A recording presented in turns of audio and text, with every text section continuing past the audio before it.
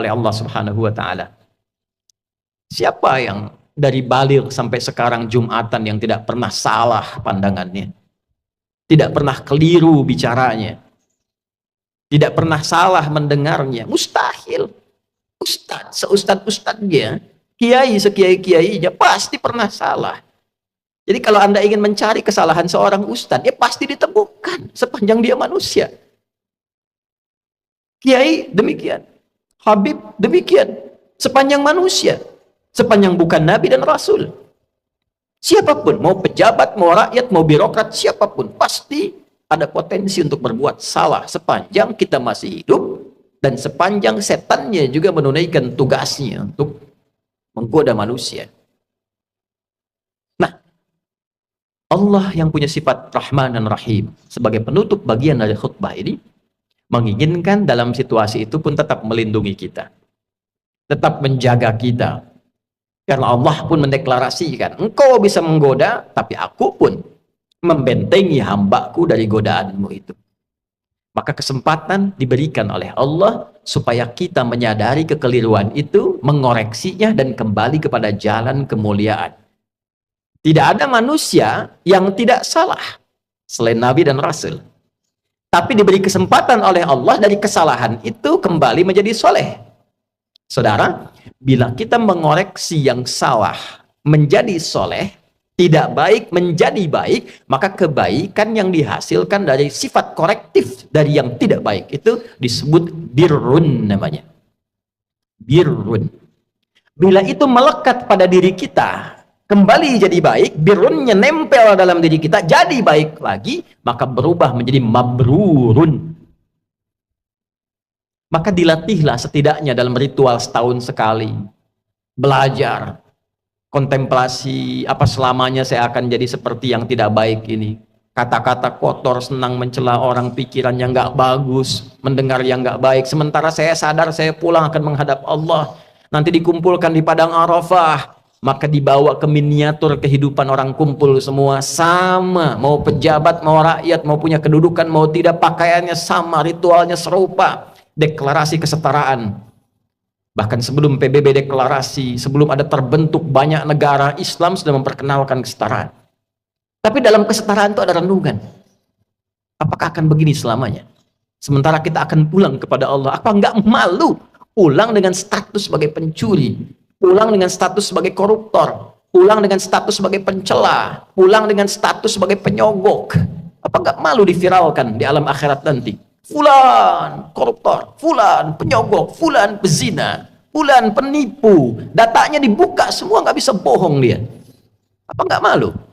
Maka direnungi itu di Arafah itu. Taubat dia, kenali dirinya, tahu kemana ia berkehidupan, kemana ia berakhir, kemana ia pulang. Setelah itu dia bertekad, dia zikir dari Arafah pergi ke Muzdalifah. Fa'idha afadtum min arafatin fadhkurullaha indal masy'aril haram.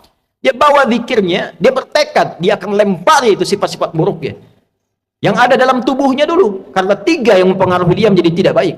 Dirinya yang tidak bisa mengontrol nafsunya, faktor lingkungan sekitar yang dekat, lalu yang ketiga lingkungan jauh. Terdekatnya disebut aqabah dalam diri. Lingkungan sekitaran disebut wusta, yang jauh disebut dengan ula. Maka yang pertama dia lakukan, lempari dulu sifat yang tak baik dalam dirinya. Maka catatan di Arafah, dia bawa ke Muzdalifah, dia bawa 7 kerikil di situ, dia datang ke Jamarat, dia lempari. Bismillah, Allahu Akbar, lontar sifat kurang baiknya. Oh, ini diri saya yang tak bisa mengontrol nafsu, sering celah orang. Bismillah, Allahu Akbar, lontar, dia nangis karena yang dilontar sifat buruknya. Ritualnya demikian. 2 lontar, 3 lontar, sampai ujung kepala sampai kaki. Setelah dia melontar, dia menghadap ke arah kiblat, lalu dia berkomitmen, inni wajjahtu wajhiya lilladzi fatara as-samawati wal arda hanifan musliman wa ma ana minal musyrikin. Inna salati wa nusuki wa mahyaya wa mamati lillahi rabbil alamin la syarika lah wa bidzalika umirtu wa ana minal muslimin wa ana awwalul muslimin. Ya Allah, detik inilah aku pasrahkan diriku sepenuhnya kepada Engkau, penguasa semesta. Ada orang-orang berkata, Tuhan itu alam semesta. Maka Allah lebih detil lewat Rasul yang disampaikan, akulah penguasa alam semesta itu. Ada sering orang berkata karena dia sulit menemukan Tuhan, dia katakan semesta begini, alam semesta memberikan hukum. Saudara, Allah langsung mengatakan, Alhamdulillahi Rabbil Alamin. Kalau engkau masih bingung, akulah Tuhan yang merawat dan mencipta semesta itu. Maka Nabi mengajarkan, aku pasrahkan ya Allah diriku kepada engkau penguasa semesta. Bila pun selama ini aku sholat, aku beribadah, aku hidup ya Allah. Dan kalaupun aku wafat sampai detik ini, aku menyadari aku banyak salahnya. Maka aku bertobat dan berjanji tidak akan menyimpang lagi. Kalau engkau beri aku kesempatan hidup setelah ini, aku berjanji akan menjadi muslim yang lebih baik lagi mulai detik ini. Lalu setelah itu dia merenung lagi, ada yang belum selesai, maka dia pergi ke Muna. Kita kenal dengan Mina. Dia renungkan apa nih? Karena pengaruh teman, catat oleh dia. Oh ini saya nggak bagus karena gaulnya nggak baik di sini. Karena pengaruh tempat baru, dia bertugas, bertemu lingkungan baru, maka dia balik lagi. Sehari, renungkan lagi, 2 hari. Dia merasa bagus, selesai. Tawaf ifadah, atau dahulukan oleh dia, selesai, tuntas hajinya. Dia merasa kurang sempurna, sampai hari ketiga, nafar akhir. Wadhkurullaha fi ayyamin ma'dudat faman ta'ajjala fi yawmaini fala ithma alaihi wa man ta'akhkhara fala ithma alaihi. Apa kesimpulannya? Limanit taqa, jika dia sudah menilai dirinya, takwanya sudah balik. Jadi intinya takwa lagi. Takwa lagi. Itulah sebabnya bekal haji pun dari bekal takwa pulang takwa. Di mana ditemukan statement bekalnya? Al-Baqarah 197. Al-hajju ashhurum ma'lumat faman farada fihinna al-hajj fala rafatha wala fusuqa wala jidala fil hajj wa ma taf'alu min khairin ya'lamuhu Allah wa tazawwadu fa inna khairaz zadi taqwa. Haji itu ditentukan waktunya, sudah viral diketahui persiapan sampai puncaknya. Jika Anda komitmen bersiap haji, maka siapkan dirimu. Jangan berkata kotor. Jangan engkau berdebat pada yang tidak penting, berselisih. Jangan berperilaku menyimpang. Itu yang kita koreksi di sana. Silahkan berbekal. Allah tahu banyak orang mau berbekal. Kopernya tuh silahkan besarin, bekalin materinya, baju, persiapan. Tapi yang terpenting bukan itu, kata Allah. Yang terpenting itu koreksi dirimu. Wa tazawwadu fa inna khairaz zadi taqwa. Bekal takwamu. Makanya sebelum berangkat kita manasik tuh. Malam tahajud tingkatkan, baca Quran tingkatkan, itu bagian takwa. Nanti di sana dioptimalkan. Begitu pulang 5 menit taqa. Setelah 2 hari, 3 hari selesai di Muna itu, kita simpulkan ada perubahan enggak? Itulah sifat takwa. Ketika pulang berubah jadi baik. Yang tak baik dikoreksi jadi baik. Itulah birrun. Melekat pada pelakunya mabrurun. Ini yang dimaksud kalimat Nabi, al-hajjul mabrur. Haji yang merubah pelakunya menjadi lebih baik dari sebelumnya. Bagi kita yang belum atau tidak berhaji di tahun ini, maka diberikan jalan berbeda. Tapi ini bukan haji. Tetap haji lebih utama karena ada ritual-ritualnya. Tapi ada substansi yang serupa, mabrur, membentuk karakter mabrur walaupun belum ada kesempatan haji. Lewat apa itu? Awal Dzulhijjah kita puasa, bekali takwa. Di sana wukuf di hari ke-9 waktu Saudi. Makanya disebutkan yaum siyam yaumi Arafat. Puasa yang dilangsungkan di harinya saat orang-orang itu wukuf di Arafah, hari di Arafahnya tanggal 9. 9 waktu Saudi, 9 waktu kita. Di sana tanggal 9 wukuf, di sini kita tunaikan puasa. Sama persis puasanya, ya seperti halnya perilaku orang-orang yang sedang wukuf, dia merenung, dia koreksi. Jadi tidak seperti yang Ramadan sifatnya. Tidak seperti yang Ayyamul Bid sifatnya. Bukan cuma sekedar tahan lapar, haus, terbit fajar sampai maghrib. Semua puasa tidak begitu. Ada keistimewaannya. Khusus untuk Arafah, esensinya koreksi diri. Kenali kekurangan dan seterusnya. Malamnya takbir, saat di sana melontar jumrah esoknya tanggal 10, di sini kita menyembelih. Sifat hewani.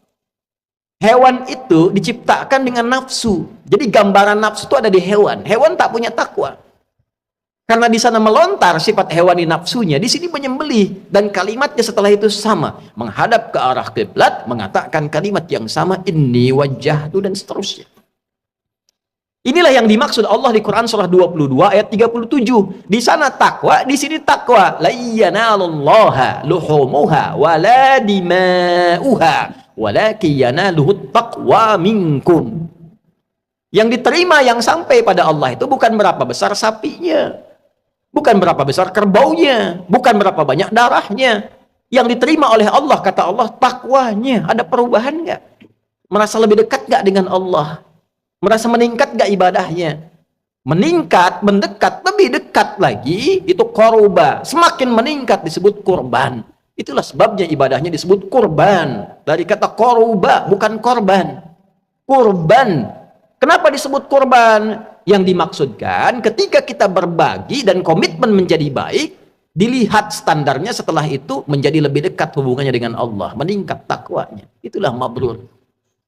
Sekarang kita lihat. Sehari setelah hari tasyrik, Jumat ini, Jumat deklarasi perubahan diri kita. Bukankah kita di Jumat ini dipanggil untuk meningkatkan zikir?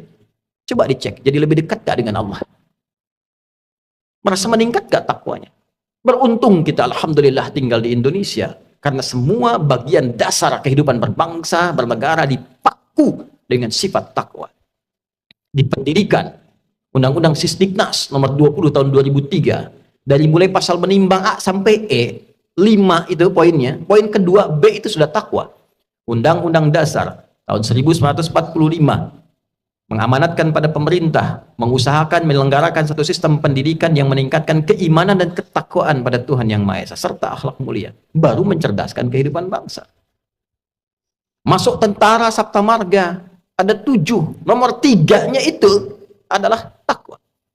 Kami tentara Indonesia yang bertakwa pada Tuhan Yang Maha Esa, membela kebenaran, kejujuran, dan keadilan. Masuk hakim, ada pancadharma. Nomor 1-nya itu takwa. Dari takwa sampai tirta, 1-nya takwa. Kami hakim Indonesia yang bertakwa pada Tuhan Yang Maha Esa. Masuk polisi, Tribrata, nomor 1-nya takwa. Kami polisi, Negara Kesatuan Republik Indonesia yang bertakwa pada Tuhan Yang Maha Esa. Jadi itu ukuran pendiri bangsa ini menginginkan kita jadi orang baik sebelum pintar. Sebab pintar tidak baik, celaka. Korupsi itu banyak dilakukan oleh yang pintar. Pengelabuannya oleh yang pintar. Cuma karena nggak ada takwanya sebagai amanat undang-undang, itu yang jadi problem. Nah, kalau kita mengklaim negara muslim terbesar, setiap Jumat pengingat pertama takwa, hadirin. Bertakwalah kepada Allah dengan sebenar-benarnya takwa. Tuh pulang Jumatan, betul nggak takwanya ada tuh? Ada nggak yang hilang sendal tuh? Baru keluar masjid. Itu kalau kita tunjukkan menjadi muslim yang benar, berubah jadi lebih baik, korban dekat dengan Allah, itulah esensi manusia mabrur yang diinginkan.